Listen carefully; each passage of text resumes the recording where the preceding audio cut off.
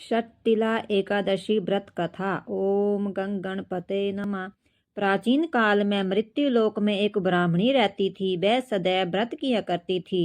एक समय वह 1 मास तक व्रत करती रही। इससे उसका शरीर अत्यंत दुर्बल हो गया। यद्यपि वह अत्यंत बुद्धिमान थी, तथापि उसने कभी देवताओं या ब्राह्मणों के निमित्त अन्न या धन का दान नहीं किया था।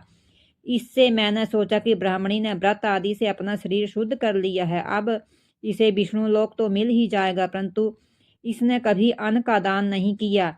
इससे इसकी तृप्ति होना कठिन है। भगवान ने आगे कहा, ऐसा सोचकर मैं भिखारी के वेश में मृत्युलोक में उस ब्राह्मणी के पास गया और उससे भिक्षा मांगी। वह ब्राह्मणी बोली, महाराज किस लिए आए हो? मैंने कहा, मुझे भिक्षा चाहिए। इस पर उसने एक मिट्टी का ढेला मेरे भिक्षा पात्र में डाल दिया। मैं उसे लेकर स्वर्ग में लौट आया। कुछ समय बाद ब्राह्मणी भी शरीर त्याग कर स्वर्ग में आ गई।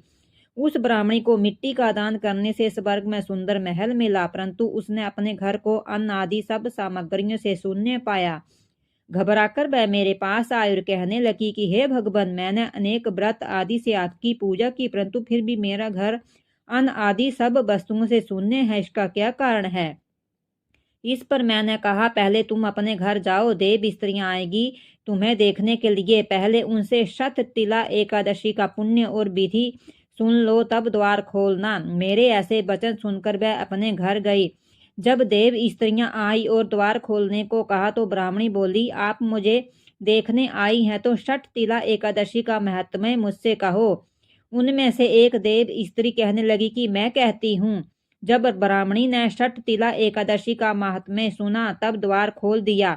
देवगंधाओं ने देखा कि वह तो ना गांधारी है, ना असुरी है, और पहले जैसी वह मानुषी है। उस ब्राह्मणी ने उनके कथा अनुसार षट्तिला एकादशी का व्रत किया। इसके प्रभाव से वह सुंदर और रूपवती हो गई तथा उसका घर अन्न आदि समस्त सामग्रियों से युक्त हो गया। अतः मनुष्यों को मूर्खता त्याग कर षट्तिला एकादशी का व्रत लोभ न करके तिल आदि का दान करना चाहिए। इससे दुर्भाग्य, दरिद्रता तथा अनेक प्रकार के कष्ट दूर होते हैं और अंत में मनुष्य को मोक्ष की प्राप्ति होती है। जय श्री राधे राधे।